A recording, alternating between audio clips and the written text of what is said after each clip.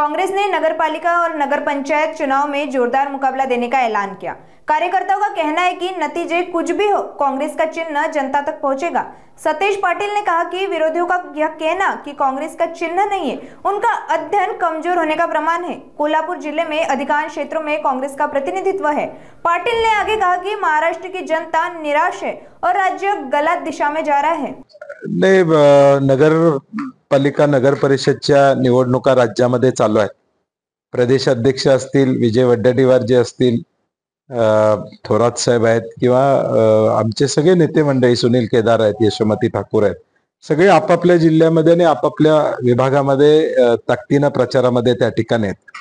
पुण्यामध्ये आम्ही जिथं शक्य आहे तिथं युती त्या ठिकाणी केलेल्या, काही ठिकाणी आमच्या कार्यकर्त्यांची इच्छा होती की पक्षाचा विस्तार झाला पाहिजे, निकाल काय लागतो याच्यापेक्षा चिन्ह पोचलं पाहिजे, आणि पुण्यात काही ठिकाणी आम्ही तो प्रयोग केलेला आहे। साताऱ्यात पृथ्वीराज चव्हाण साहेबांच्या नेतृत्वाखाली निवडणुका लढवल्या जात आहेत। सांगलीमध्ये विशाल पाटील आणि विश्वजित कदमांच्या नेतृत्वाखाली निवडणुका लढवल्या जात आहेत।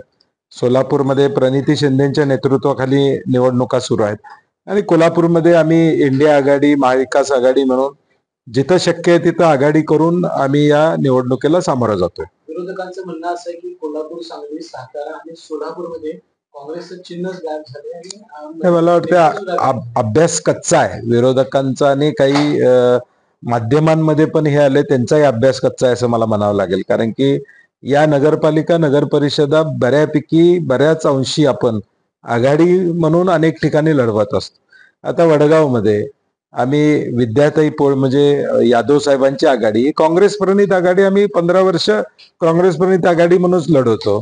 आता कुरुंदवाडमध्ये काँग्रेस म्हणून आम्ही त्या ठिकाणी लढतोय। आजऱ्यामध्ये काँग्रेस म्हणून आम्ही निवडणुकीला सामोरं जातोय। कागलमध्ये पहिल्यांदा आम्ही नगराध्यक्ष पदाचा उमेदवार दिलेला आहे। चिन्ह आम्ही पोचवतोय, ठीक आहे, यश अपयश हा भाग वेगळा आहे, परंतु तिथं चिन्ह पोचवतोय।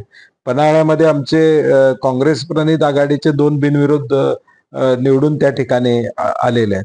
आणि म्हणून मला वाटतं जिथं चंदगडमध्ये 6 उमेदवार काँग्रेस पक्षाचे आघाडीमधून त्या ठिकाणी उभे आहेत, आणि म्हणून हातकलंगल्यामध्ये पूर्ण आपण काँग्रेस म्हणून चिन्हावर त्या ठिकाणी उभारले। आणि म्हणून जे आरोप करतात, म्हणजे काही माध्यमांमध्ये देखील ही बातमी आली, त्यांनाही माझी विनंती, थोडा अभ्यास करून बातम्या द्याव्यात।